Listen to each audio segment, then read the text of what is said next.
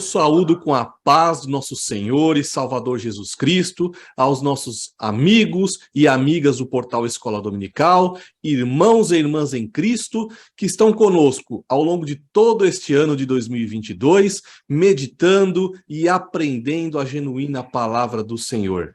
Estamos aqui com os irmãos alegres para dar início à análise e abordagem agora do quarto trimestre deste ano de 2022. O Senhor nos permite estarmos aqui juntos para fecharmos um ano com chave de ouro.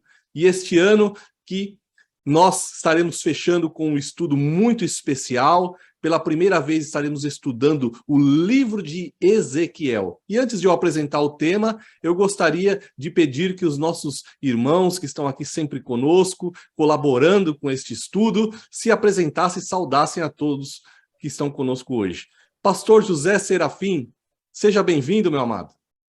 Amém, obrigado. Cumprimento com o Pai do Senhor, amado irmão Humberto, pastor Mardônio, pastor Dr. Caramuru, e os nossos amados irmãos, nossos amigos, que nos derem a honra de sua audiência. Que Deus nos abençoe, que possamos clarear bastante esse assunto de suma importância e bem atualizado, que nós abordaremos nesta manhã. Amém, meu querido. Mais uma vez, seja bem-vindo. Pastor Caramuru Afonso Francisco, bem-vindo, meu amado. A paz do Senhor, professor Humberto, a paz do Senhor, pastor Mardônio, a paz do Senhor, pastor Serafim, e a você, meu amigo, minha amiga, que estão acompanhando aí essa nossa análise e abordagem. Estamos agradecidos a Deus por estarmos completando mais um ano estudando a palavra de Deus e com um tema inédito, que é o estudo do profeta Ezequiel. Amém, seja bem-vindo. Pastor Antônio Mardônio, é um prazer contar com a presença do irmão. Bem-vindo. É um prazer também muito grande meu. Quero, portanto, cumprimentá-lo, desejar para você um bom trabalho aí na operação aí da live. Ao pastor Serafim também, que Deus abençoe mais e mais também, seja um instrumento nas mãos de Deus nesta live, e ao pastor Caramuru, que sempre tem sido usado por Deus e trazido grandes instruções para todos nós no Brasil.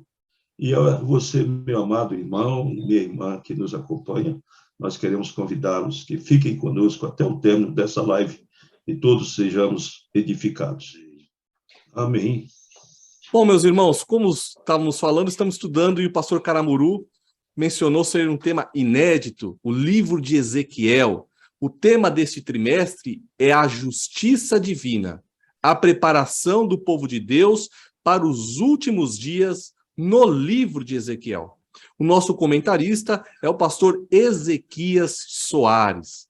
E, meus amados, para que nós comecemos já a nos debruçar e não perdermos tempo, ganharmos tempo e nos debruçar sobre os temas que vão ser abordados nesse trimestre, eu queria começar com o nosso amado pastor Caramuru, nos falando sobre quem foi o profeta Ezequiel e também qual o contexto de suas profecias.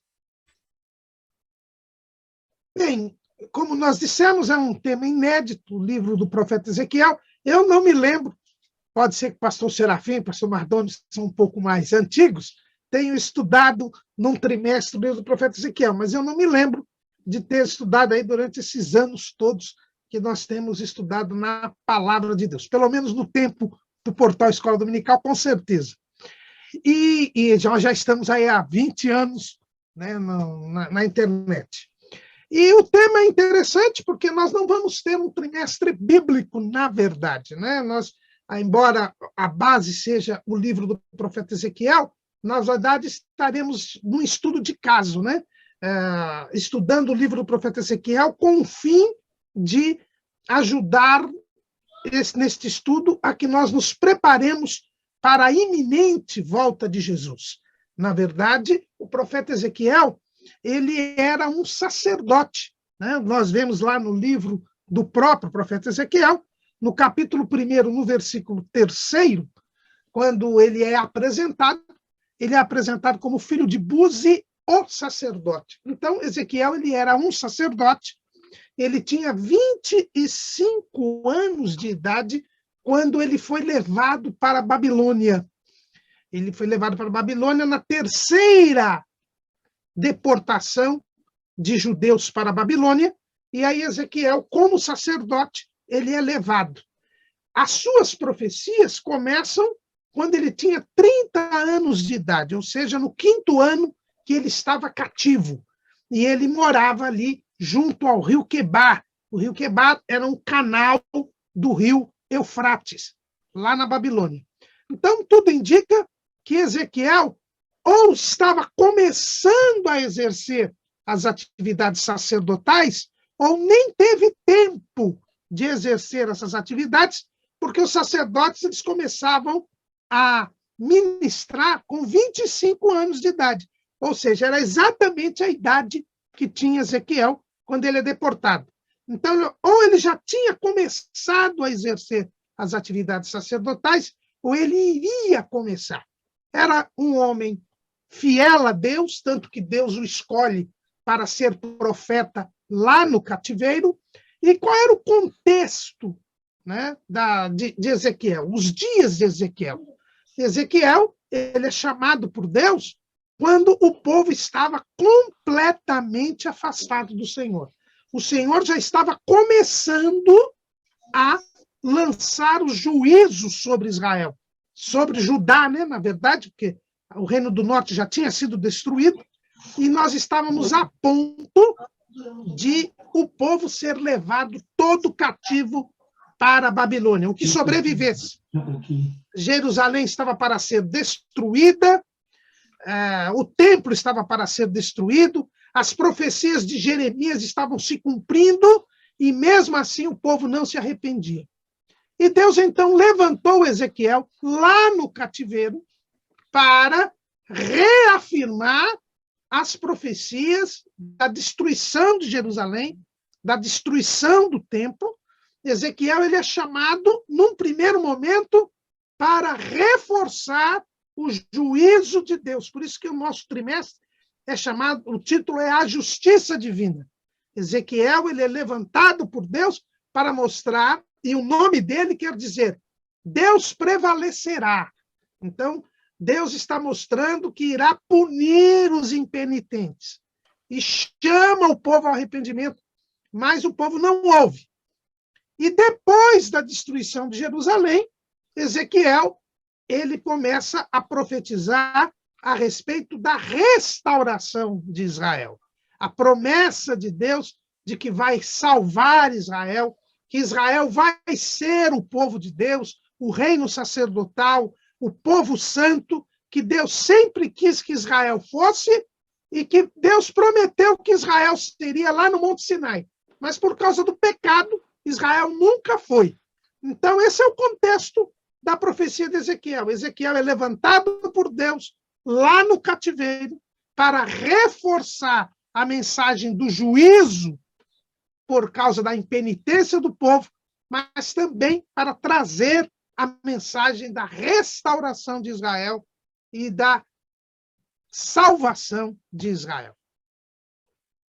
Amém. Dá licença, irmão. Estão servindo um cafezinho? Ô, pastor, nesse friozinho é bom, hein? Muito obrigado. Com licença. Fique à vontade, meu querido. E o tema de nossa lição principal é a justiça divina. Pastor Mardônio, nós vivemos tempos em que parece que muitos crentes estão se esquecendo que Deus também é justiça. E fala para nós um pouquinho o que é justiça divina, como Ezequiel a mostra. Olha, Ezequiel foi um grande instrumento nas mãos de Deus, conforme já falou o pastor Caramuru. Foi muito feliz na sua explanação, muito esclarecedora, portanto.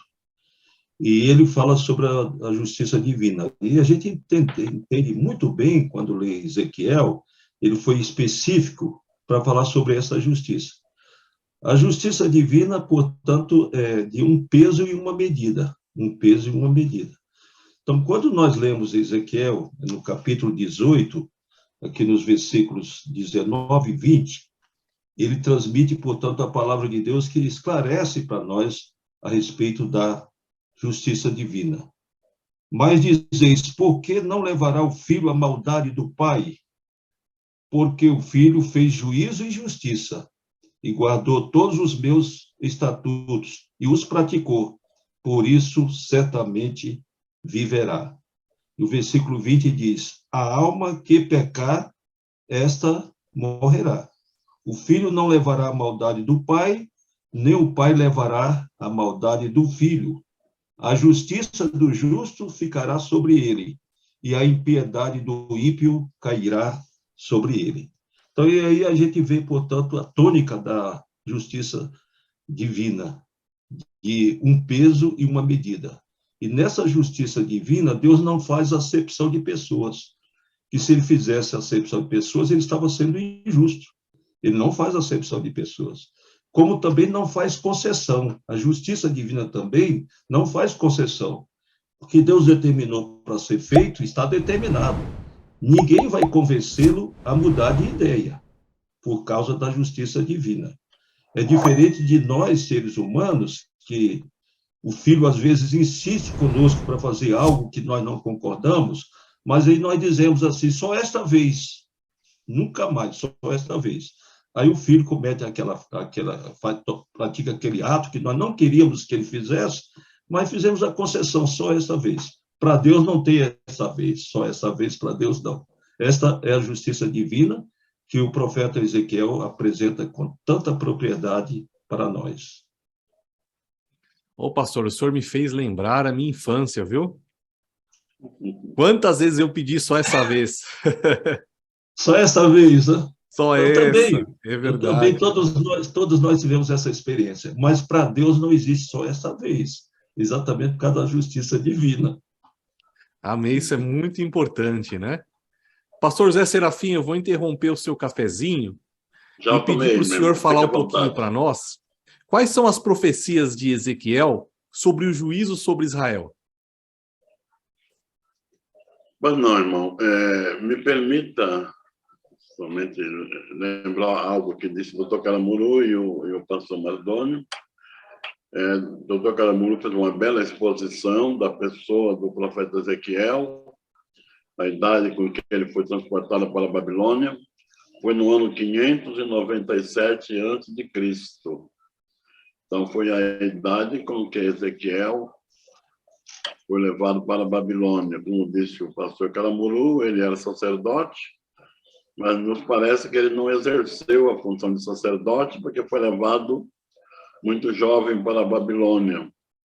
Mas na Babilônia, Deus usou como profeta.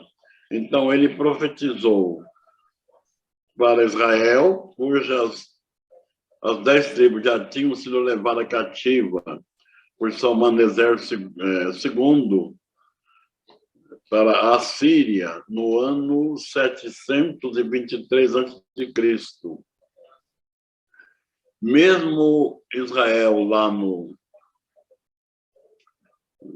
na Síria, Deus ainda lhes manda uma mensagem, ainda os exorta ao arrependimento. Mas nós já sabemos que Israel se perdeu completamente, não é? Não voltou mais para a sua terra. Eles voltarão, sim, mas no milênio. Aí todo Israel voltará a se reunir em Jerusalém, onde será a sede do governo. Ezequiel, então, profetizou tanto para as 10 tribos, como para as 2 tribos cativas em Babilônia. E exatamente as profecias indicavam para o fim. E Deus lhes exortando.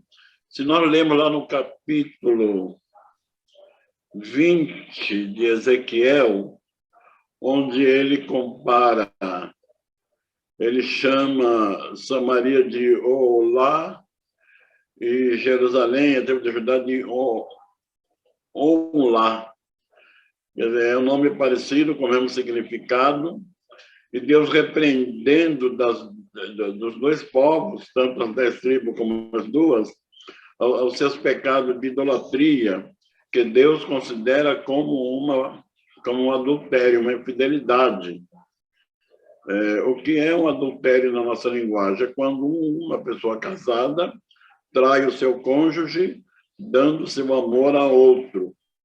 E foi assim que aconteceu com Israel, as 10 tribos, e também as 2 tribos entraram no caminho da idolatria, e o profeta Ezequiel os exorta ao arrependimento, para que se voltem para Deus. E Ezequiel foi tão claro, tão explícito, mostrando a condição vergonhosa diante de Deus que estava Judá e estava Israel. Deus nos fez lembrar de quando eles começaram, quando saíram do Egito, o cuidado que Deus teve com eles, o carinho, a proteção que receberam, as instruções que receberam, e se tornaram uma nação poderosa, respeitada. Deus chama de uma mulher bonita, perfumada, atraente, mas ela não soube dar aquela beleza, aquela condição privilegiada. Glória a Deus por isso. Mas se entregou à vil idolatria, aparentando-se com as nações pagãs e misturando suas crenças. Então, foi essa a profecia de Ezequiel, convidando o povo ao arrependimento, mas dando uma gloriosa esperança de que um dia Israel será restaurado. Me parece que foi o Dr. Caramuru que já se referiu ao capítulo 37, quando Ezequiel vê aquele vale de ossos seco, que parecia que não tinha mais vida, não tinha mais condição. Mas Deus, ele profetiza, filho do homem, profetiza. E ele profetizou, e o Espírito entrou naqueles ossos, e eles criaram carne e pele, e se levantou um grande exército. Então, é a restauração de Israel, que se dará no período do reinado glorioso de Jesus, ou antes do milênio. Portanto, eu pensei que vai se cumprir. Se Israel puder ler e crer nessas profecias, vão se alegrar. Aqueles que estão desviados pagarão o preço do seu menosprezo pela palavra de Deus. Mas ainda Israel será uma nação poderosa. E nós já estamos vendo, pelos acontecimentos atuais, que tudo se encaminha para isso. Tudo se encaminha para esse cumprimento dessa restauração de Israel. E eu acredito que um pouco na sequência da nossa palestra, iremos falar sobre Gog e Magog, né, que vão guerrear contra Israel, e o que vai acontecer nessa guerra. Acredito que nós falaremos um pouco durante a nossa palestra. Amém, pastor. Realmente aí são assuntos muito importantes para que nós venhamos a nos debruçar sobre eles ao longo do trimestre.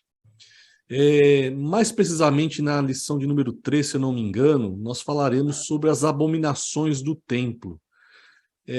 Pastor Caramuru, fala um pouquinho para nós quais eram essas abominações do templo vistas por Ezequiel. Pois então, como disse o pastor Serafim, um grande problema de Israel era a idolatria, né? Tanto que Ezequiel, ele compara, como disse o pastor Serafim, lá no capítulo 23, a Israel e Judá a 2 prostitutas, né?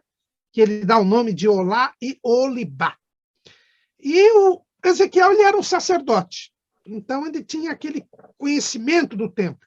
Mesmo que ele não tenha exercido a atividade sacerdotal, ele estava na idade de exercê-la. Então ele tinha todo o conhecimento ali de Jerusalém, ele morava em Jerusalém antes de ser levado cativo, e um dos grandes argumentos dos falsos profetas nos seus dias era de que Deus não iria destruir o Jerusalém, nem o templo, porque o templo era a habitação de Deus.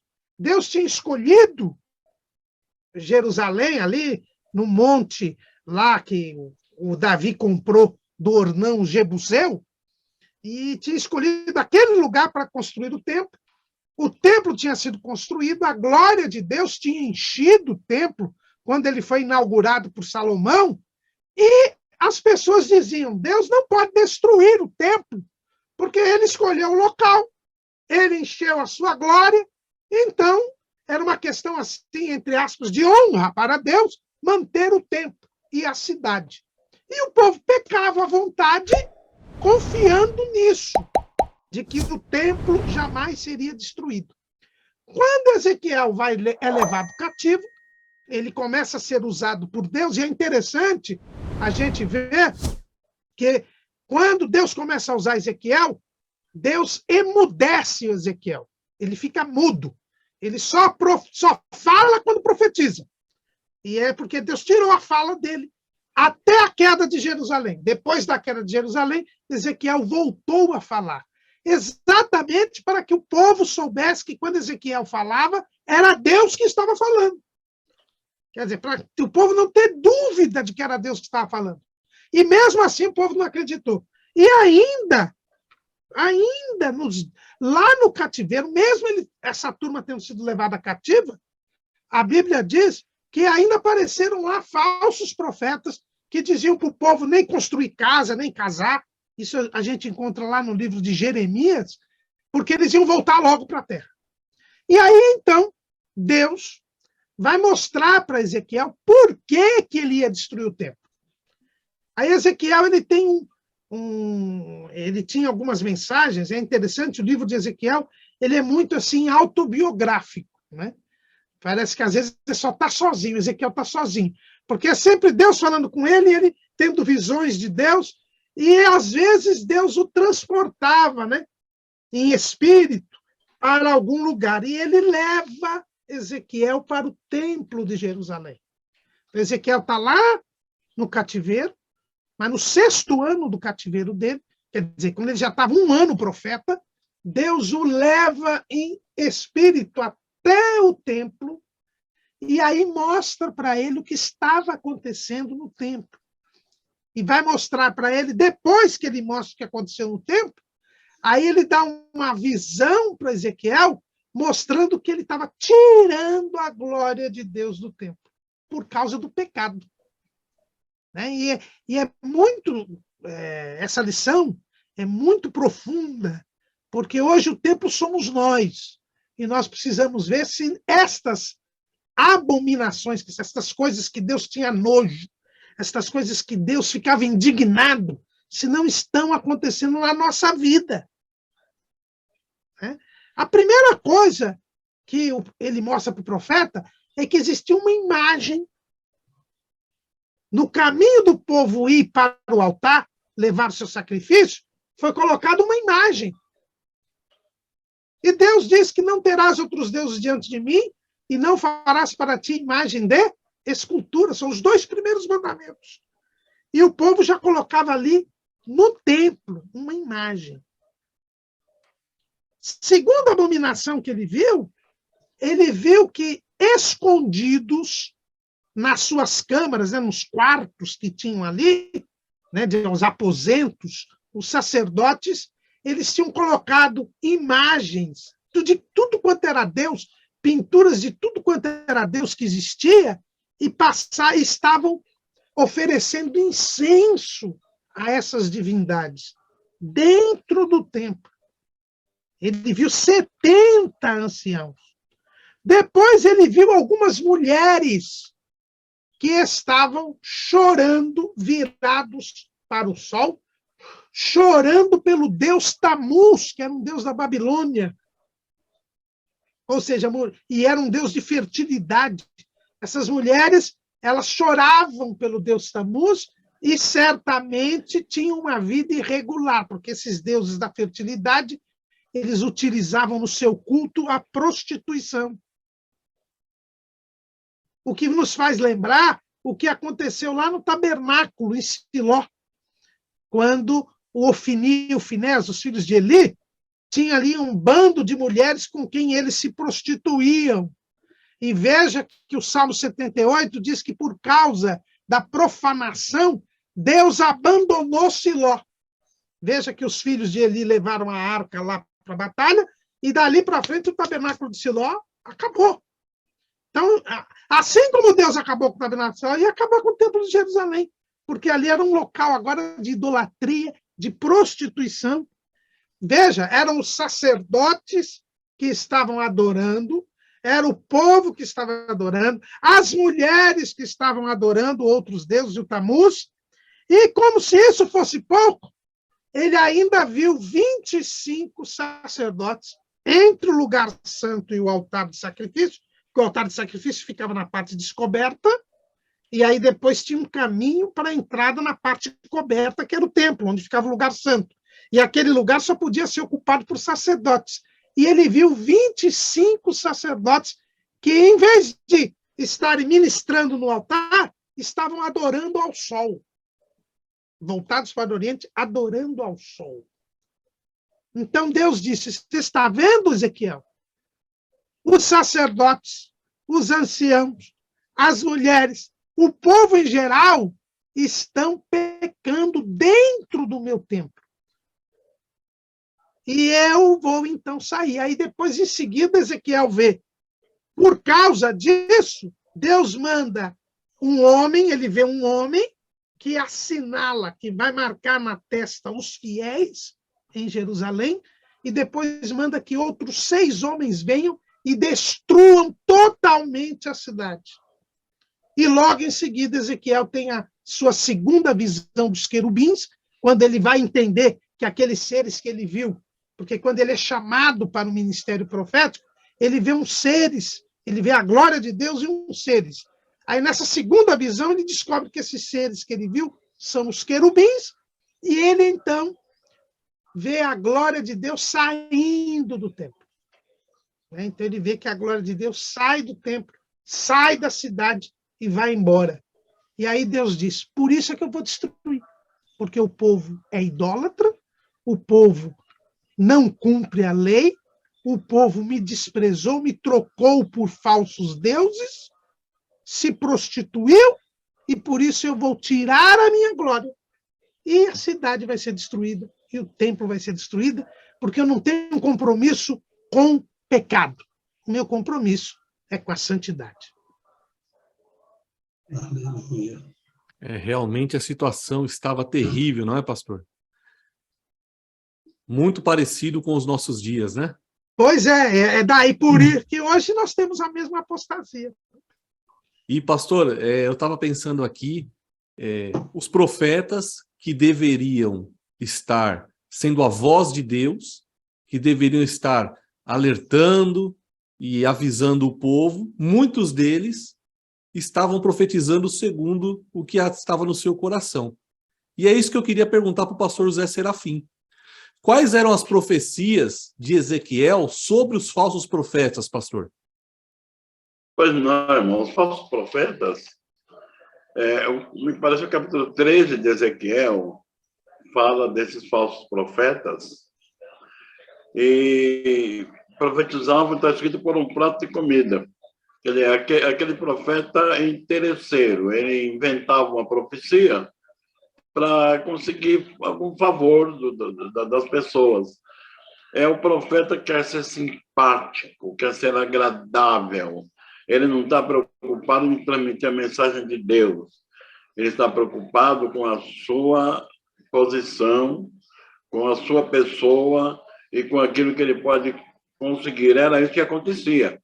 Então, diziam que o templo não, já disse o Dr. Calamuru, profecia que o templo não seria destruído, que em questão de 2 anos, apenas Judá e Benjamim voltaria para Jerusalém e que tudo continuaria normal. É uma profecia que parece que conforta, mas era contrário à vontade de Deus. Jeremias já tinha dito que o cativeiro de Judá e Benjamim duraria 70 anos. Jeremias 25:10. Completando os 70 anos, Deus tocaria no coração de Ciro e traria o povo de volta. Também 45 de Isaías também fala sobre isso. Mas os profetas diziam, não, serão 2 anos. Como disse o doutor Caramuru, aconselhava o povo a não se casar, a não construir nada lá em Babilônia, porque brevemente voltariam. Mas não foi isso. Jeremias mandou uma carta para o povo, mandando que eles se casassem, trabalhassem e orassem pela paz de Babilônia, porque a paz de Babilônia seria paz para eles também, porque o cativeiro duraria 70 anos. Isso para se cumprir o ano sabático que nunca Israel obedeceu. Desde que entraram em Canaã até esse momento, quer dizer, a terra devia trabalhar durante 6 anos e descansar no 7º, mas nunca obedeceram isso.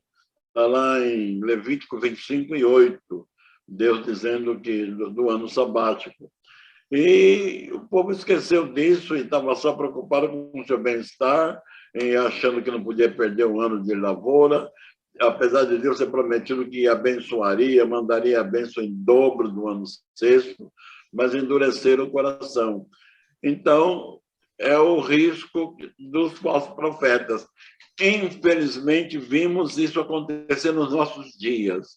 Quantos que se diziam profetas do Senhor e só profetizavam para pessoas que podiam lhe dar uma recompensa financeira. Para pobres não profetizavam, não. Mas para a pessoa rica, a pessoa próspera, iam lá e prometia tanta bênção que acho que nunca eles nem sabiam que existia. É o tal profeta por uma recompensa instantânea, uma recompensa financeira. Acontecia a mesmíssima coisa com Israel. E tudo isso, para Deus, é um pecado abominável, porque alguém inventar que Deus está falando quando Deus não falou, isso é um pecado, é uma blasfêmia. Alguém se colocar no lugar de Deus, então ele imagina alguma coisa e sai, foi o Senhor quem falou, quando não foi Deus quem falou. Infelizmente, vemos isso ainda até hoje. Deus nos ajude que este trimestre traga um despertamento para que muitas pessoas acordem e vejam o nível de responsabilidade de transmitir uma mensagem profética. Tem que ter absoluta certeza que ela é inspirada, é dada por Deus. O Espírito Santo, com o Espírito do profeta, transmite a mensagem e quando Deus fala, as coisas acontecem. Deus não volta atrás, como já disse o pastor Mardônio, Deus não volta atrás daquilo que ele toma as suas decisões. Então, acontecia isso e ficou provado que aqueles profetas falsos eram mentirosos, porque nada do que eles falaram aconteceu. Mas aquilo que Ezequiel e Jeremias falaram, aconteceu à risca, tudo aconteceu certinho. Também disse o doutor Caramuru que eles confiavam no templo, até tinha aquela expressão, templo do Senhor, porque então se era o templo de Deus, lá ninguém podia mexer. Mas eles profanaram o templo de Deus com ídolos, como já bem falou o doutor Caramuru. E essas eram as falsos profetas, quer dizer, passando a mão, alisando o pecado. Não, vocês continuam como estão, tudo bem, Deus é Deus de misericórdia, o povo não vai ficar lá não, vai voltar para cá, nós esperamos aqui o nosso Messias, o nosso Cristo, e esse eram os falsos profetas. E vamos ter cuidado para sempre ter certeza, quando falamos segundo a direção de Deus, e não pelo nosso pensamento ou por aquilo que gostaríamos que acontecesse. Mas eu quero uma coisa, Deus quer outra. Tem que prevalecer a vontade de Deus e nunca a vontade humana. Amém, pastor. Irmãos, eu estou ficando impressionado na atualidade do livro de Ezequiel para nós, né? Hoje, os profetas estão mais eficientes, viu, pastor Serafim?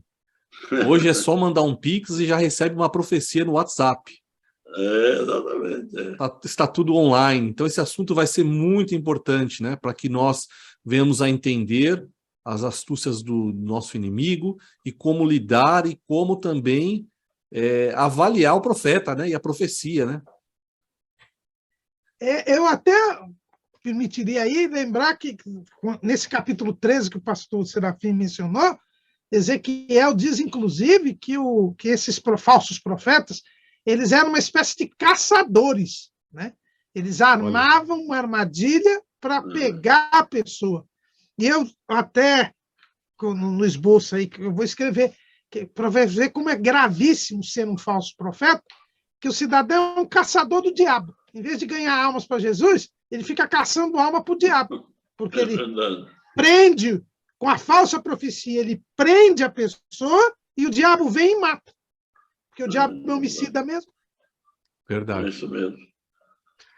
E pastor Antônio Mardônio, como nosso tema é a justiça de Deus, Deus não poupou nem os pastores. Lá no capítulo 34, eu fiquei impressionado com o versículo onde o Senhor fala: eu sou contra os pastores. Por isso eu queria pedir que o Senhor falasse para nós um pouco quais eram as profecias de Ezequiel sobre os pastores infiéis.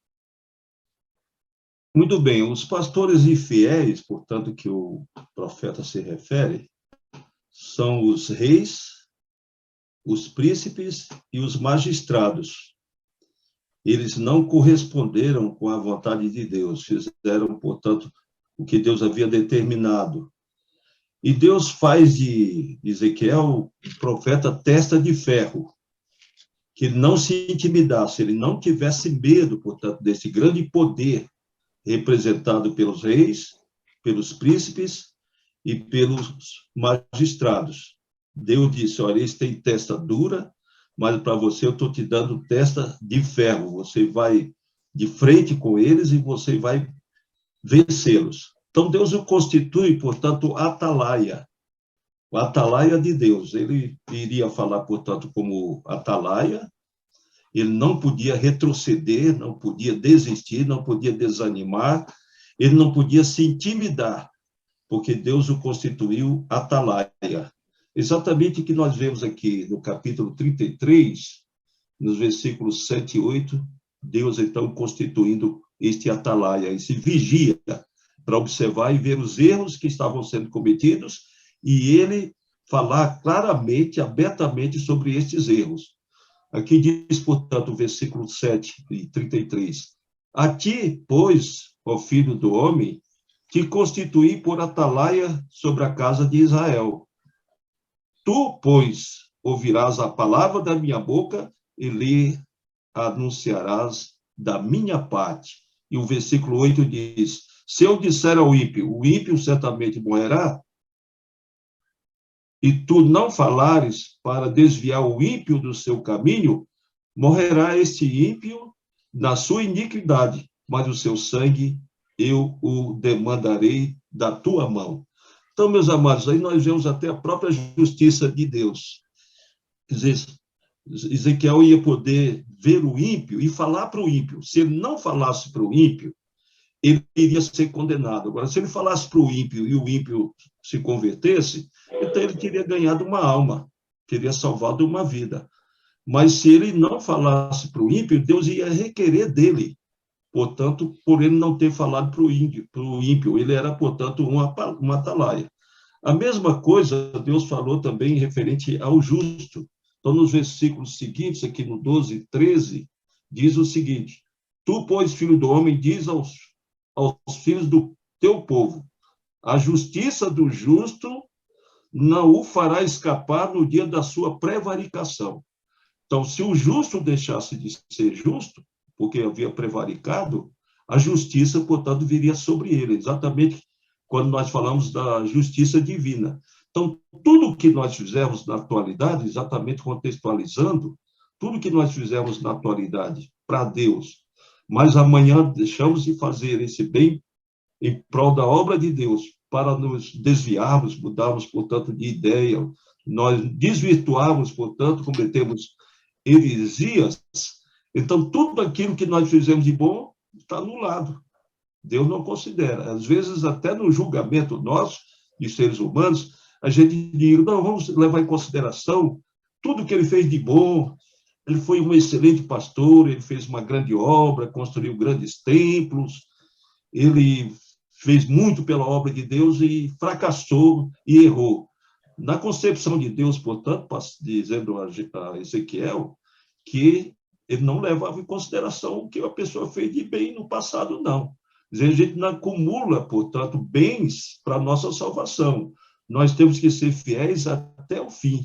Aquele que permanecer fiel até o fim é que é salvo. Então, Deus está dizendo para ele, olha, você vai ver o justo.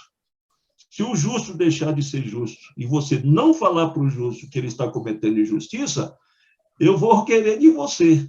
Agora, se você falar para o justo que desviou e ele retornar ao seu caminho, você salvou o justo. Mas jamais Deus vai levar em consideração, portanto, o que o justo fez anteriormente e deixou de ser justo para se tornar um ímpio. Então, exatamente o que Deus diz, a justiça do justo não fará escapar no dia da sua prevaricação. E, quanto à impiedade do ímpio, não cairá por ela no dia em que se converter. Exatamente aqui a proposta de Deus, de sua impiedade. Nem o justo pela justiça pode viver no dia em que pecar. Quando eu disser ao justo que certamente viverá, e ele, confiando na sua justiça, praticar iniquidade, não virão em memória todas as suas justiças, mas a sua iniquidade que pratica, ele morrerá. Então, nós vemos o profeta sendo usado por Deus, portanto, dirigindo-se a esses pastores infiéis, como nós dissemos, os reis, os príncipes e os magistrados. E Ezequiel não se intimidasse. Deus está fazendo dele um atalaia. E a gente traz para os nossos dias atuais, essa mensagem vale também para esses pastores infiéis. Eu sempre digo que há dois tipos de pastores, os chamados pastores e os pastores chamados.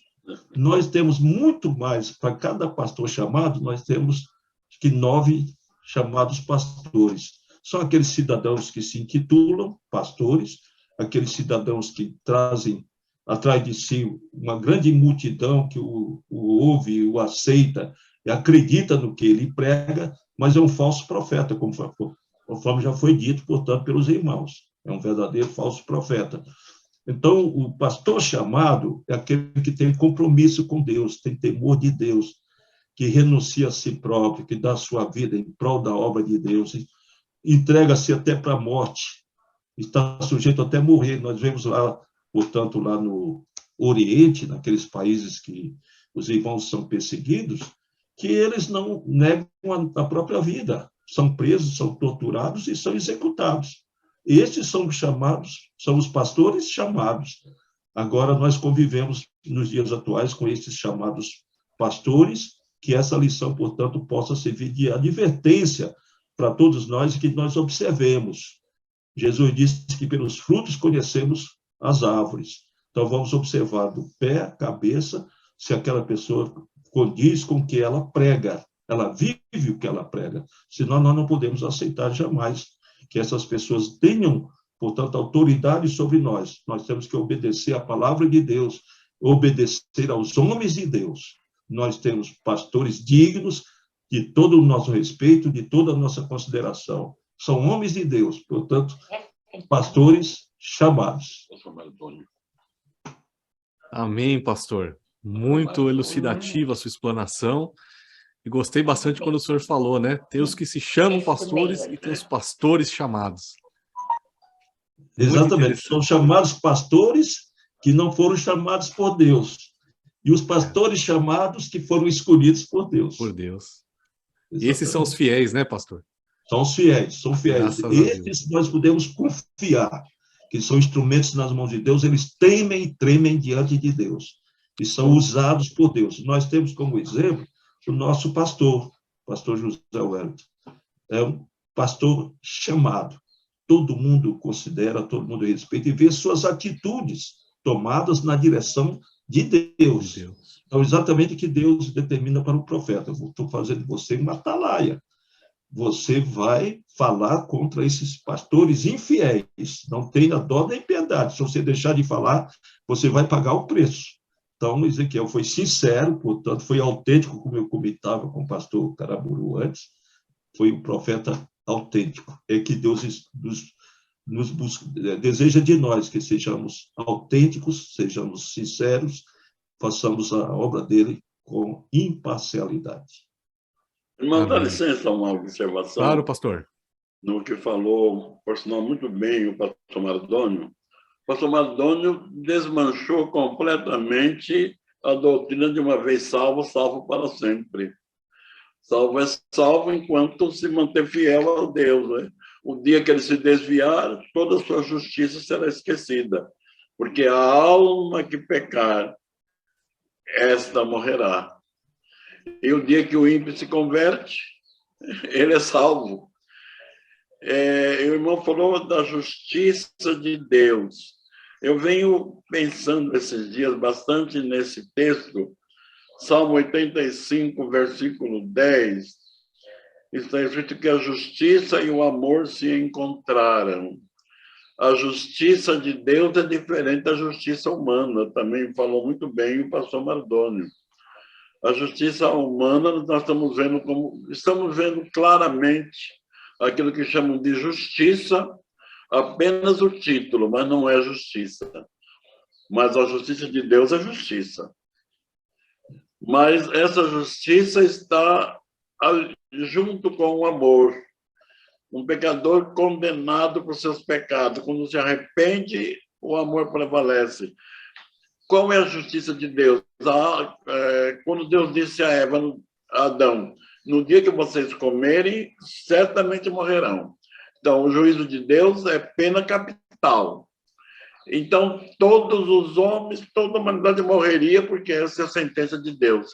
Mas o amor apareceu. Jesus, assumindo a culpa de todos os pecadores, morreu na cruz, satisfazendo a justiça de Deus. E hoje, aqueles que se abrigam em Cristo são perdoados, são salvos. Muito bem, pastor Mardônio, gostei muito da sua exposição. Obrigado, pastor. Amém. E o pastor me deu um gancho para fazer uma pergunta para o pastor Caramuru. Porque Israel não pensava assim, né? Eles não assumiam os seus erros. Então, eles colocavam a culpa nos outros, né?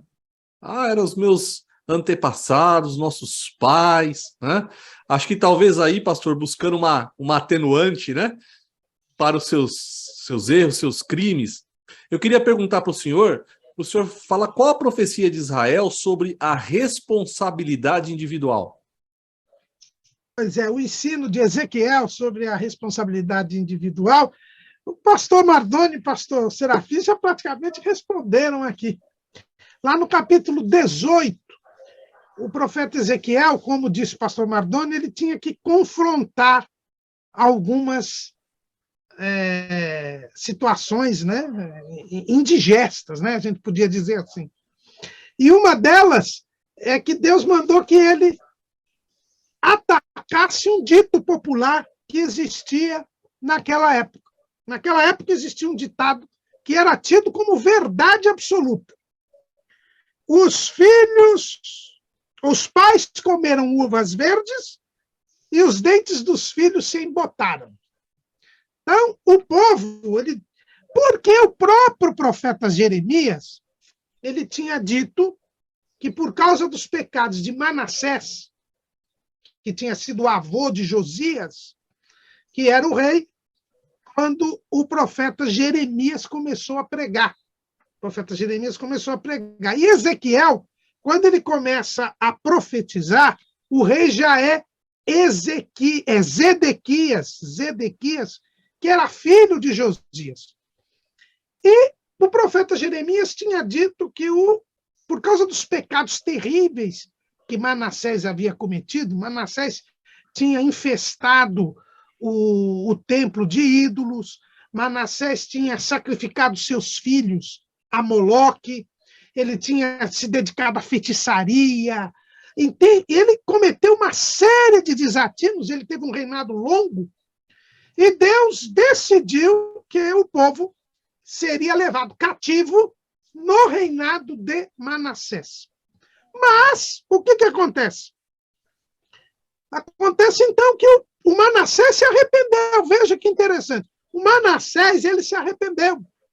Deus até o trouxe de volta de Babilônia, ele voltou a reinar, mas a Bíblia diz que quando ele morreu, o filho dele, Amon, voltou a praticar os mesmos pecados e o povo junto com ele.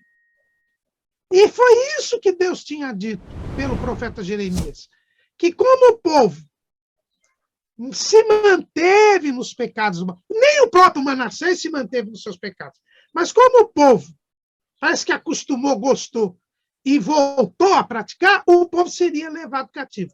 Mas o povo queria pôr a culpa nos seus antepassados, seus avós, né? É por causa deles que nós estamos sofrendo o que nós estamos sofrendo. E havia esse ditado popular. Então, Deus então manda que Ezequiel mostre ao povo que a justiça de Deus não é assim.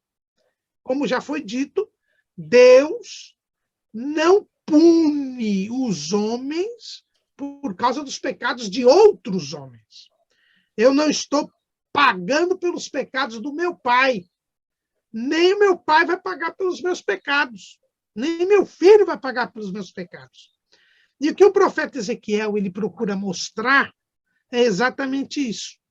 Ele vem, traz uma mensagem e ele diz, olha, cada um responde pelo que faz. Deus não faz acepção de pessoas, Deus não tem o culpado por inocente, e cada um responde pelo que ele faz. E como disse o pastor Mardônio, além dele responder pelo que ele faz, existe o fator tempo. O que é o fator tempo? Eu respondo pela minha situação no fim dos meus dias. Então, no momento em que eu passo para a eternidade, quando não há mais tempo, se eu estou em pecado, eu estarei eternamente separado de Deus. Se no momento que eu passo para a eternidade, eu estou, como dizem os católicos, em estado de graça, eu estou em paz com Deus, com os pecados perdoados, obediente a Deus, eu passarei eternamente com Deus. Então, o que vale é o momento presente. É agora, nesse momento. Como disse o pastor Mardônio, não adianta eu ter feito bem toda a vida. No momento da morte ou do arrebatamento da igreja, eu estou em pecado. Perdi a salvação. E como disse o pastor Serafim, esse ensino do profeta Ezequiel mostra que o profeta Ezequiel não era calvinista. E como o que ele falou para Deus foi Deus, o que ele falou foi Deus que mandou, então Deus também não é calvinista. Né? Então, essa história de uma vez salvo, salvo para sempre, não é verdade. Você praticou toda uma justiça, pecou, morreu, ou Jesus veio, perdido. Você cometeu uma série de pecados, se arrepende, está salvo. Veja o ladrão da cruz. Ele mesmo confessa o seu pecado, ele diz que ele estava ali sendo crucificado pelos seus crimes que ele havia cometido, mas ele se arrependeu, pediu perdão, creu em Jesus e foi o primeiro a entrar direto no paraíso. 3 horas depois que Jesus morreu, Jesus já tinha feito a redenção, ele morre e já nem vai para o seio de Abraão, já vai direto para o paraíso. Por quê? Porque ele morreu salvo, porque ele havia se arrependido dos seus pecados. É igual o próprio rei Manassés. Né? Aliás, tem 2 reis interessantes na Bíblia, né? Os 2 reis de maior reinado, mais longo reinado. Uzias e Manassés. Os 2 reinaram 55 anos. Uzias fez tudo certinho, até o dia que pecou, ficou leproso, morreu leproso, perdeu a salvação. Manassés fez tudo errado, mas se arrependeu, foi salvo. Então, nós temos que ter essa ideia. E Ezequiel diz a respeito disso. E a gente tem que entender isso. E as pessoas, muitas vezes, não entendem. E hoje em dia, existem ensinos errados dentro desse ditado popular, que é desmentido por Deus aqui. Tem essa história da maldição hereditária, que andam inventando por aí, que você continua pagando pelos pecados dos outros. Né? Tem a confusão com relação à lei da ceifa. Veja que Ezequiel ele não elimina a lei da ceifa. né? Aquilo que semear, você ceifará. O bem que você faz, você colhe. Mas a lei da ceifa não tem a ver com salvação. Tem a ver com a sua vida na terra. Na terra, vida na terra. Né? Uma pessoa que... tanto é verdade que o ladrão da cruz foi salvo, mas morreu por causa dos crimes que ele cometeu. A vida criminosa dele fez com que ele fosse punido e castigado pela lei. Ele não ficou livre da morte, que ele foi condenado, mas ele ficou livre da perdição. Isso é a lei da ceifa. Né? Eles interpretavam muito mal aquilo que Deus falou lá para Moisés, né? Que leva a maldade do pai e do filho até a terceira e quarta geração. Deus estava falando ali das consequências do pecado, não da punição do pecado. Estava falando das consequências do pecado. E veja que quando Deus disse isso para Moisés, ele disse isso quando ele se apresentou como misericordioso. Quer dizer, o amor de Deus não deixa que a consequência do pecado passe da quarta geração. É aí que é o estudo. E, por fim, alguém diz assim, e o próprio Ezequiel diz, mas vocês dizem, Deus não fez isso. Os caminhos de Deus não são direitos. Isso não está certo. Na cabeça do homem, tem que ser pé por pé, mão por mão. Né? Mas Deus diz assim, vocês é que estão errados. Deus é quem diz o que é certo e o que é errado. E tem mais uma coisa que a gente não pode esquecer, que o pastor Serafim também falou. O pastor Serafim disse muito bem que o amor de Deus é tanto que ele assumiu o preço dos nossos pecados. Então, a justiça de Deus se realiza. Por que eu consigo a salvação? Porque Jesus morreu no meu lugar. E aí vem o Calvário. O Calvário é a demonstração da justiça de Deus, a expiação do pecado. Então, a responsabilidade é pessoal. Cada um responde pelo seu pecado. Tem que ser levado em conta o fator tempo.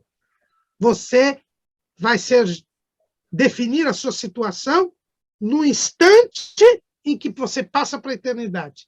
E tem mais uma coisa, a justiça de Deus se faz porque ele se fez homem para pagar o preço dos nossos pecados. Amém, pastor. E o senhor me fez lembrar também que aquela história de se batizar por quem já morreu, isso não existe, né, pois pastor? Exato. Tem mais essa também. Se batizar por quem já morreu.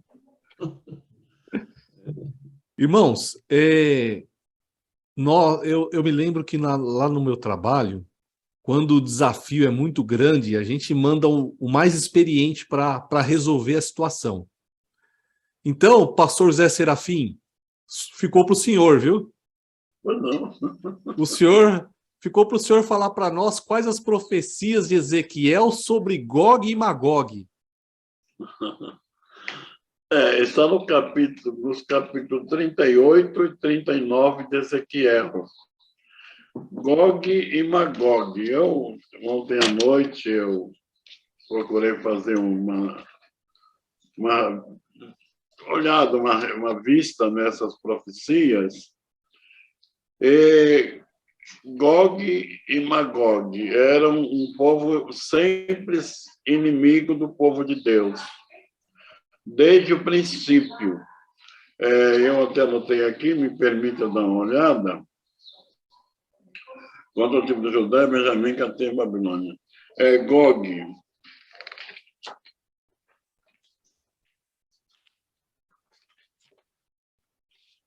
Gog, um rubenita, chefe de povos inimigos de Israel.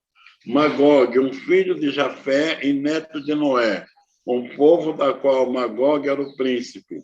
Esses povos farão guerra a Israel, mas não prevalecerão. São inimigos de Israel desde o princípio. Um povo inimigo, um povo belicoso. Quem é esse povo? Hoje nós percebemos que esse Gog e Magog, nossos dois povos, um deles parece muito ser o povo da Rússia. Aquele livro Gog e Magog, do pastor Abrão de Almeida, ele traz um estudo muito bom sobre isso. Até quando o comunismo era muito forte na Rússia e depois caiu, alguém criticou o livro do Abrão de Almeida. Mas estamos vendo agora a Rússia ressuscitando e sendo uma forte ameaça, que eles são muito bem armados, são. E algum povo árabe, parece mais com a Turquia, que se unirão à Rússia para combater Israel. Veja que o profeta fala bem claro qual é o objetivo deles. Entrar na posse, fazer um saque dos bens de Israel. Parece que tendo algum fruto, alguma riqueza, algum minério, que eles têm intenção de se apossar. Só que, nesta guerra, Gog e Magog serão destruídos. Está escrito que Deus vai colocar um anzol no nariz de Gog e Magog e tirá-los de lá. Então serão terrivelmente destruídos. E Israel terá uma grande vitória. E isso vai mexer até com o anticristo, porque isso acontecerá no período da grande tribulação. E o anticristo vai perceber que Israel é um povo guerreiro, um povo forte, difícil de vencer. Então ele fará com eles uma aliança. Daniel 9:27. Fará uma aliança por 7 anos. São exatamente os últimos anos da grande tribulação. Mas na metade desse período, 3 anos e meio, eles quebrarão a aliança. Ele quebrará essa aliança, ele vai anular essa aliança. E vai se apresentar como Deus, exigindo adoração. Então, essa batalha de Gog e Magog, ela já está nos nossos dias se desenhando, se mostrando que está para acontecer. Não acontece agora, porque a igreja está aqui. Se o mundo soubesse valorizar a igreja, se ainda não há guerra, não há derramamento de sangue, não há a ira de Deus derramada no mundo, porque a noiva de Cristo está aqui e ela intercede pelo mundo, mas ela vai ser retirada. E também fica claro aqueles que dizem que a igreja passará pela grande tribulação. De maneira nenhuma. Jesus não deixará sua noiva na mão do anticristo. Eu até já citei alguns textos, me permita citá-los outra vez. Isaías 26, 20 e 21.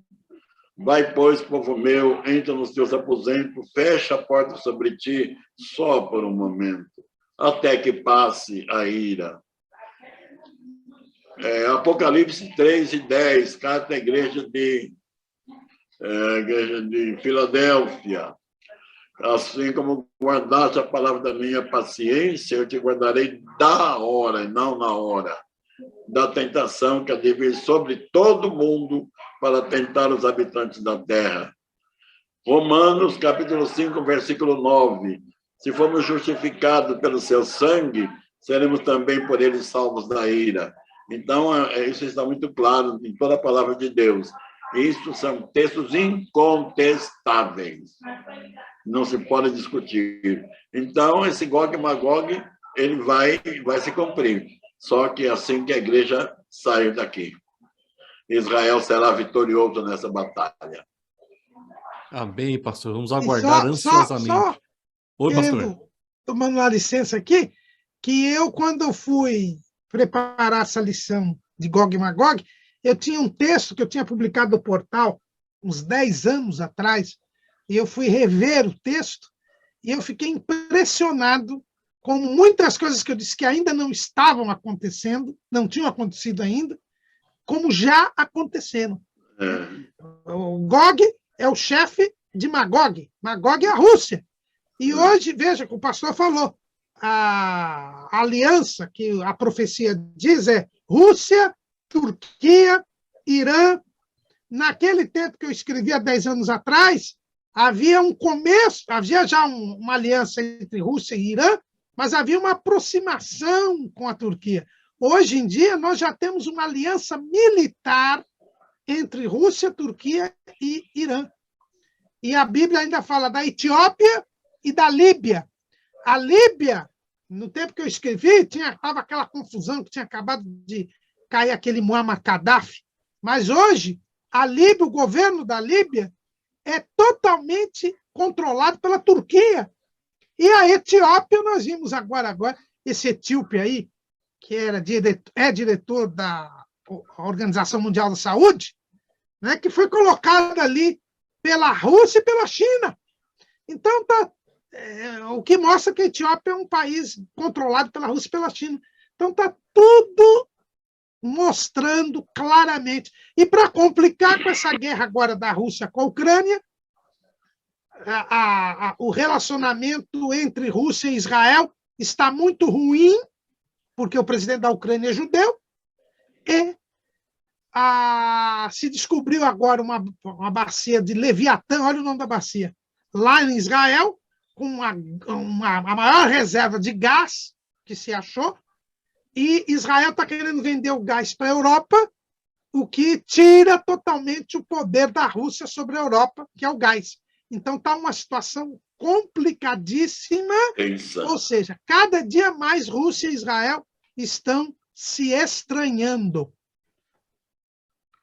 O recado para os nossos internautas é: não percam nenhuma das lições. Vai ser uma bênção, né? E os irmãos comentaram ao longo de nossa abordagem sobre a justiça de Deus e também sobre o amor de Deus. Então, mesmo Deus que derramou a sua justiça sobre Israel, também preparou uma restauração. Pastor Caramuru, fala para nós sobre quais as profecias de Ezequiel sobre a restauração de Israel. Pois então, Ezequiel ele começa o seu ministério profético lançando juízos sobre Israel, né, levantado por Deus para reforçar a mensagem que já era pregada por Jeremias, de que o povo estaria levado cativo, perderia a terra prometida, Jerusalém seria destruída, o templo seria destruído. E como disse o pastor Serafim, nós teríamos aí 70 anos de cativeiro. Mas o mesmo Deus que falou isso por Jeremias e por Ezequiel, e já falava isso lá na lei, né? Quando Moisés escreve a lei, Deus já disse que se o povo pecasse, ele perderia a terra prometida que Deus estaria dando a eles. Mas, tanto lá em Deuteronômio 30, quanto em Levítico 26, Deus diz que mesmo quando eles perdessem a terra e fossem espalhados pelas nações, Deus os tornaria a congregar na terra de Canaã e tornaria a dar a terra a eles, e eles seriam o que Deus sempre quis que eles fossem, o reino sacerdotal e o povo santo. Então, na própria lei, já estava profetizado que eles iriam perder a terra, mas iriam recuperar. E é o que Ezequiel faz. O livro de Ezequiel, na verdade, ele tem 3 partes. Tem essa primeira parte, que é a parte do juízo, que vai até o capítulo 24. Depois nós temos uma parte do juízo também, mas é um juízo sobre as nações, que Deus também usa Ezequiel para executar o juízo sobre as nações, porque nos dias de Jeremias e de Ezequiel, o que nós estamos vendo é uma mudança, né? Israel vai perder a terra prometida por causa do cativeiro e começa o que a Bíblia chama de tempo dos gentios. O tempo dos gentios é um tempo em que Israel estará sob domínio estrangeiro. E aí é esse período, que é aquela estátua que Nabucodonosor teve aquele sonho, que teve aquela estátua, e o sonho é revelado e dada a interpretação a Daniel. Então, no capítulo 2 de Daniel, Quem quiser estudar bem isso, compra o livro do pastor Serafim de Daniel. Então, ali, nós vemos esse sistema gentílico que só vai terminar com a derrota do anticristo na Batalha do Armagedon. Então, Ezequiel ele está anunciando o começo desse tempo dos gentios. Então, por isso que ele fala também do juízo sobre as nações, que é do capítulo 25 até o capítulo 34. Aliás, 35. Aí, a partir do capítulo 36, Ezequiel vai começar a falar sobre a restauração de Israel. Então, ele vai repetir as mensagens que já existiam na lei, e todos os profetas, eles sempre falam do juízo de Deus, mas falam da restauração de Israel.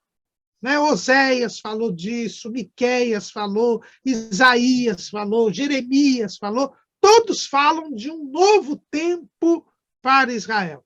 E aí, então, veja que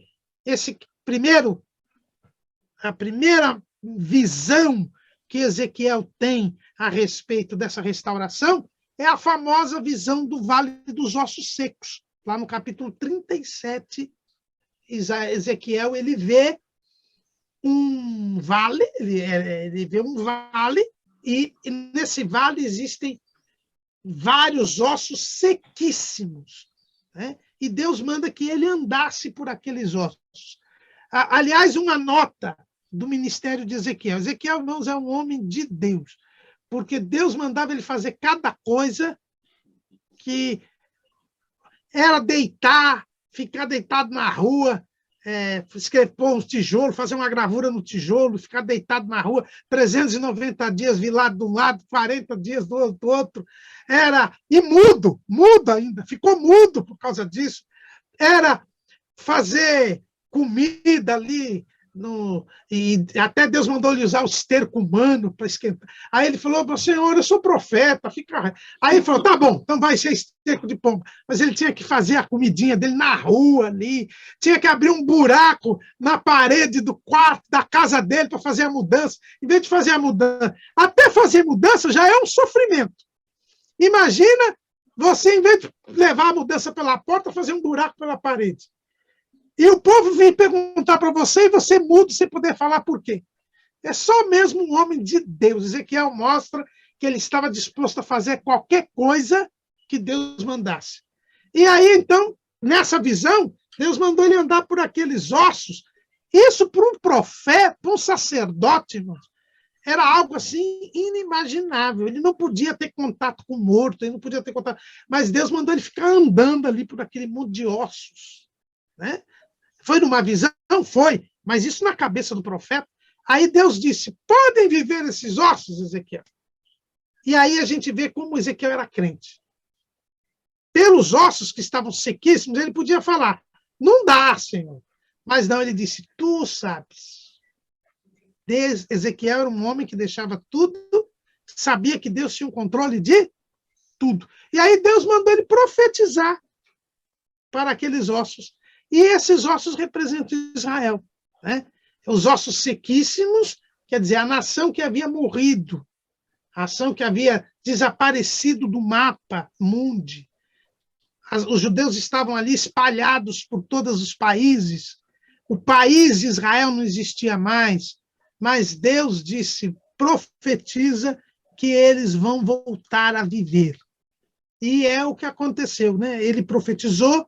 Aí um osso se juntou a um outro osso, quer dizer, eles se juntaram, e a partir de 1878 surgiu o movimento sionista, que começou a defender a volta, a imigração dos judeus para a terra de Canaã, e os judeus começaram a voltar, e 50 anos depois, em 1948, a nação ressurgiu. Hoje você abre o mapa mundi, tem lá escrito Israel, é o Estado de Israel, que ele surgiu. Por quê? Porque aí se montou o esqueleto daquelas milhares de pessoas, aí a Bíblia diz que vieram os nervos, Esqueleto e nervo fala de estrutura e de comando. Aí surgiu o Estado de Israel, um país com governo, com exército, com território. Aí depois veio a carne, que são as estruturas, a cultura. Veja que o hebraico ressurgiu como língua, que hoje em Israel se fala hebraico. Se começou a formar novamente uma cultura naquele país, a cultura judaica. Eles já estão tudo pronto para reconstruir o templo. E depois que estava todo o exército montado, aí Deus colocou o espírito naquelas pessoas. Aí, ou seja, primeiro vai restaurar a nação, vai restaurar o país, vai restaurar o governo, vai restaurar a cultura. Mas hoje Israel ainda rejeita Jesus. Israel ainda é espiritualmente morto. Israel, inclusive, persegue os cristãos. Os cristãos que moram em Israel não têm vida fácil. Não é um governo ditatorial, é um governo democrático, mas eles não facilitam a vida dos cristãos lá, principalmente os cristãos de Israel. E no milênio, depois dos 7 anos da grande tribulação, aí eles vão crer em Jesus. Quando o anticristo estiver para destruir Israel, aí eles vão clamar a Deus, está lá escrito no livro do profeta Zacarias. Aí vem o Espírito que é da visão do Vale dos Ossos Secos. Aí, então, Israel se converte. Crê em Jesus. Quem crê em Jesus recebe o Espírito Santo. E ainda o Espírito Santo será derramado sobre eles, completando a profecia de Joel. E aí eles serão o reino sacerdotal e o povo santo no milênio. Mas isso já é a próxima pergunta, porque Ezequiel também fala disso. Amém, pastor. Excelente explanação. Olha, os irmãos internautas já têm aí somente um pedacinho do que nós veremos nas aulas, né? Assuntos muito interessantes, muito importantes. E o pastor falou sobre milênio. Quanta coisa se diz sobre o milênio, né? Alguns dizem que o milênio é para todos, outros dizem, olha, o milênio vai ser o período de quem passou pela grande tribulação e foi salvo.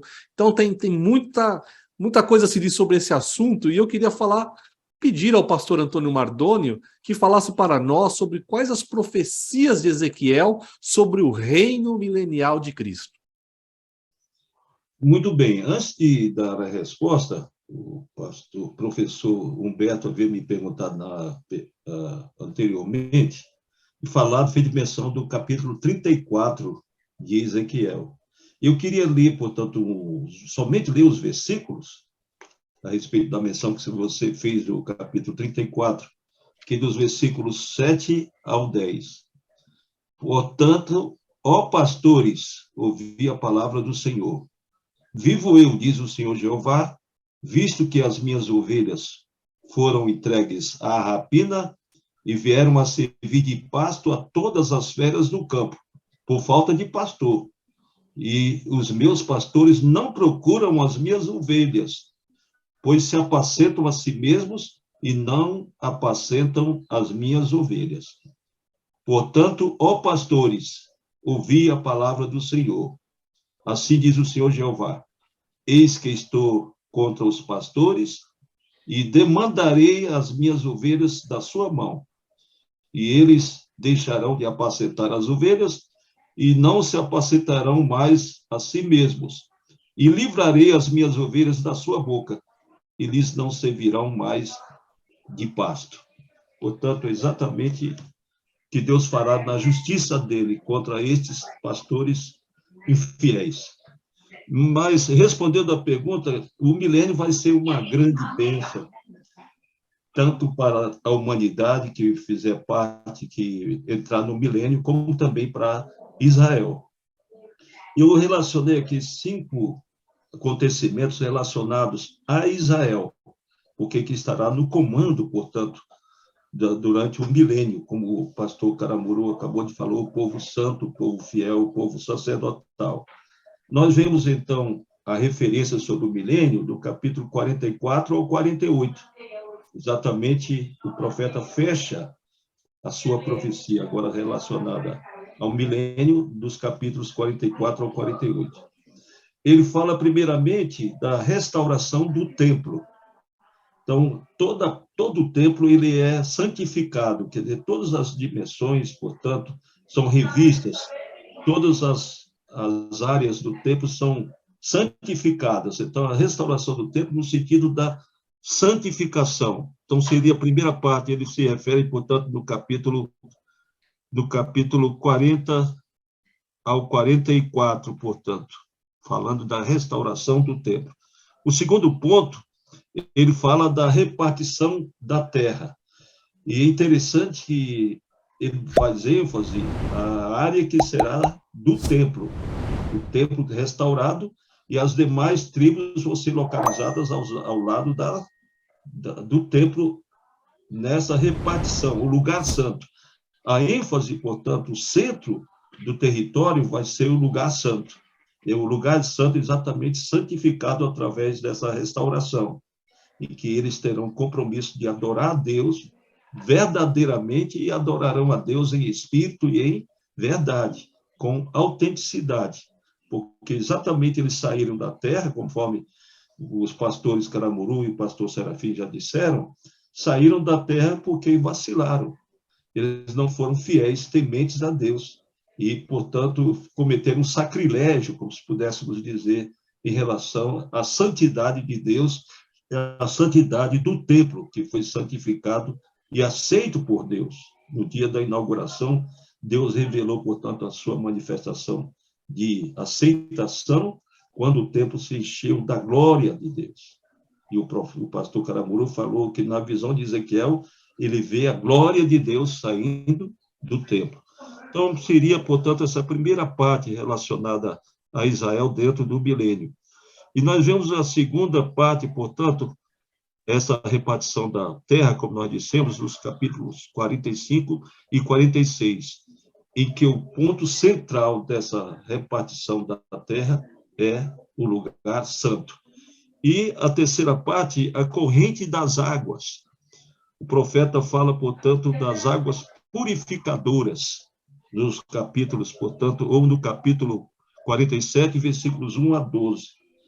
Eu tenho acompanhado o trabalho da Aline, eu acredito que os irmãos também já conhecem a Aline. A Aline, portanto, fala bastante sobre Israel, e ela fez uma live a respeito lá das cavernas que existem lá nas proximidades, no local onde era Sodoma. E ela entra naquelas cavernas e, para surpresa, existem correntes de água potável lá dentro daquelas cavernas. E o Mar Morto está do lado. Então, aquelas correntes de água depois vão se juntar também com essa água que sai do templo, exatamente para purificar o Mar Morto. Quer dizer, o sal vai todo para as ribanceiras do grande lago, que é chamado de Mar Morto. O sal vai ser acumulado lá, mas as águas, portanto, vão purificar o Mar Morto, e dentro do Mar Morto, portanto, haverá água potável, totalmente potável, em que haverá muitos peixes. Vai ser um criadouro de peixe. Hoje ninguém pode criar peixe lá, porque a água é salgada, mas que o sal continuará existindo, só como riqueza. Será muito útil, portanto, aquele sal, que acredito que está até para toda a humanidade. Mas o local onde é o Mar Morto será, portanto, um lago de água potável. Aí nós vemos, e o profeta até vê, portanto, a partir do templo,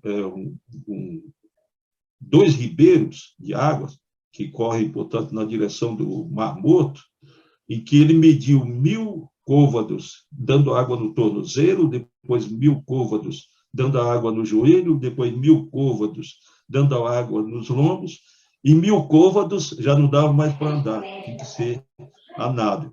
Fala exatamente no campo espiritual da santidade, do temor, do conhecimento do Senhor. E nós vemos, na sequência, também, ele fala no capítulo 47, versículos 13 ao 23, ele fala das fronteiras da terra de Israel.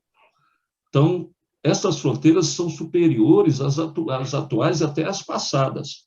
No momento, o Israel está muito restrito, perdeu muito do seu território, mesmo voltando agora no dia 14 de maio de 1948, quando o Estado de Israel foi oficializado, eles não possuem, portanto, o território que era deles. Até dentro do território de Israel, há lugares, portanto, que foram concedidos aos palestinos. Nós vemos Belém nas mãos dos palestinos, Hebrom nas mãos dos palestinos. Nós vemos a Cisjordânia também nas mãos de estrangeiros. Então, haverá no milênio, portanto, a expansão das fronteiras. A Israel vai ocupar Líbano, vai ocupar a Síria, e vai até o rio Eufrates, e vai entrar pelo Egito afora, até o rio Nilo. Então, vai ser uma área muito grande, portanto, no milênio, que Deus está concedendo a Israel. Mas, na verdade, a terra de Israel será o mundo todo, porque eles terão liberdade de viver em todo o mundo e ser muito respeitado por todas as nações. Diz que até quando eles se prepararem para ir a Israel adorar a Deus, as pessoas vão ficar interessadas. Você vai para onde? Vou para Israel adorar a Deus. Eu vou também junto com você. Então, nós vamos ver a recepção, a aceitação do povo, conforme falou o pastor Caramuru. Hoje é um povo odiado, cercado por inimigos, vai sofrer as consequências da grande tribulação, mas terá as benesses do milênio, portanto. Esse milênio que vai ser uma bênção inimaginável para o mundo todo. Todo mundo vai usufruir, portanto, dos benefícios do milênio. A pessoa, quando morrer com 100 anos, vão chorar, dizer, era um garoto, era muito novo, morreu com 100 anos, porque o homem terá a longevidade, viverá, portanto, a idade da árvore. Então, paz, segurança, as armas transformadas em instrumentos agrícolas não serão mais utilizados nas guerras que existem hoje, portanto, durante o tempo do milênio, Jesus governando a terra, verdadeira paz, muita abundância, muito leite, muito feijão, muita coisa boa. Para nós, não, porque nós estamos no campo, no outro patamar da vida espiritual. Mas o mundo todo vai ser beneficiado com as ricas bênçãos que Jesus vai conceder durante o milênio. Aí a gente vê também ele especificando as áreas de cada uma das tribos, os termos das 12 tribos, fechando, portanto, no capítulo 48.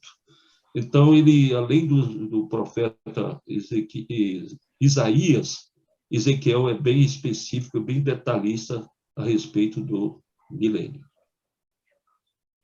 Amém, pastor. Tenho certeza que vai ser uma bênção. E a igreja Roberto, junto me com permita Cristo... um gancho, claro, pastor, que falou o pastor Mardônio. Sim, meu O amor. pastor fez uma descrição linda que a gente tem até vontade de viver no milênio.